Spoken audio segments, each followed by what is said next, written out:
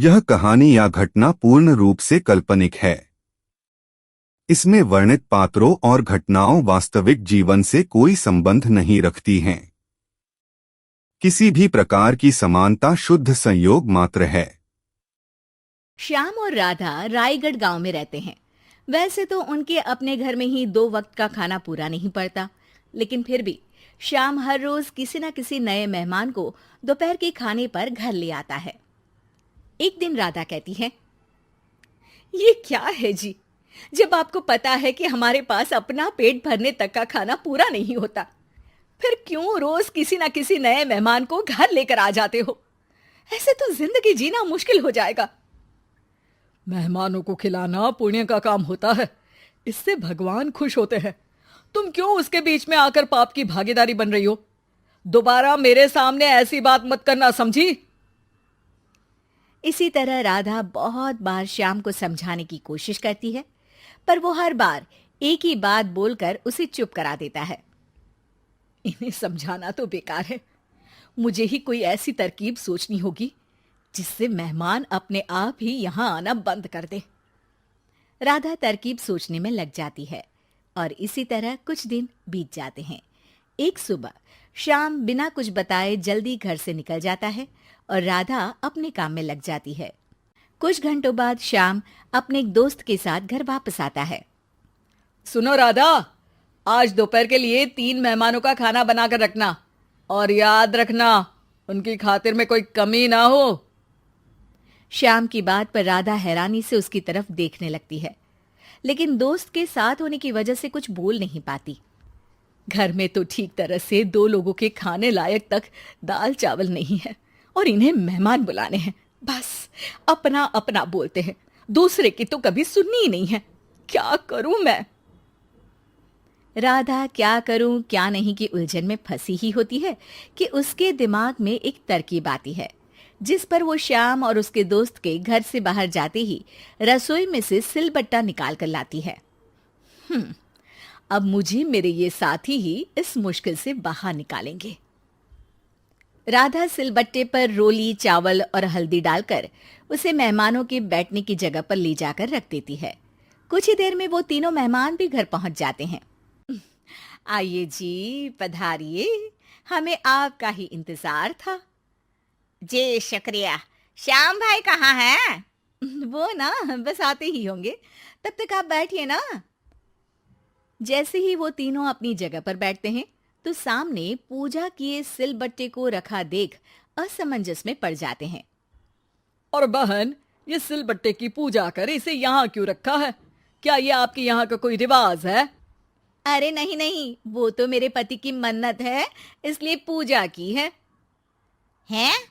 सिलबट्टे पर कैसी मन्नत?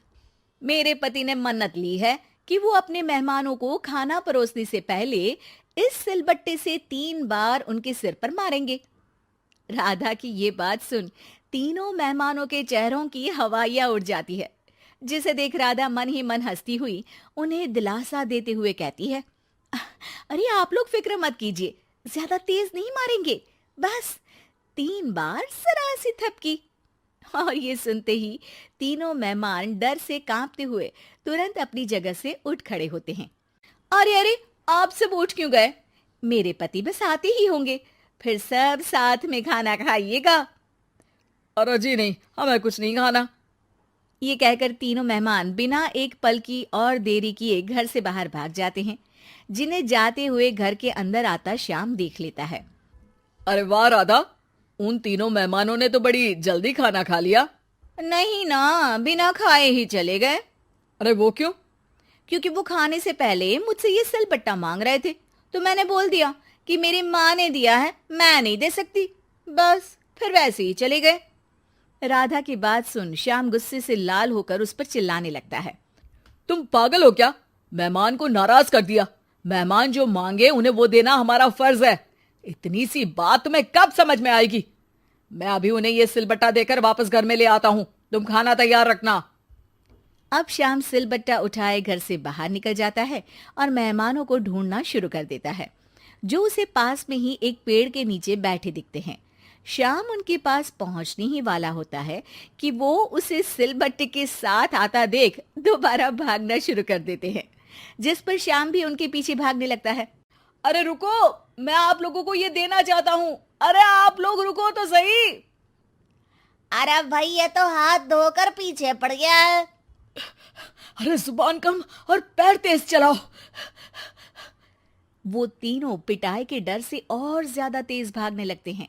इसी तरह तीनों मेहमान आगे आगे और श्याम सिलबट्टे के साथ उनके पीछे पीछे पूरे गांव में घूमते हैं, जिससे धीरे धीरे गांव में ये खबर फैल जाती है कि श्याम दयालु और उदार इंसान तो है, लेकिन अब से वो किसी की भी मेहमान नवाजी से पहले सिलबट्टे से 3 बार उसके सिर पर मारेगा, जिसके प्रभाव से अब लोग उसके घर खाने पर आना बंद कर देते हैं। मैं तो उन्हें सिलबट्टा देने जा रहा था और लोगों को लगा कि मैं मार रहा हूं। कितना बड़ा बेवकूफ हूं। अब मेरी ही वजह से कोई यहां खाने पर आने के लिए तैयार नहीं है। इस तरह राधा अपनी होशियारी और सिलबट्टे की मदद से श्याम के मेहमानों वाली आदत से छुटकारा भी पा लेती है और घर की शांति भी भंग नहीं होती। जरूरी नहीं कि हर जंग हथियार से ही लड़ी जाए। कुछ के लिए सिर्फ दिमागी चाल ही काफी होती है, और अगर शांति के साथ अच्छे से दिमाग लगाकर सोचा जाए तो मुश्किल से मुश्किल समस्या का समाधान मिल ही जाता है।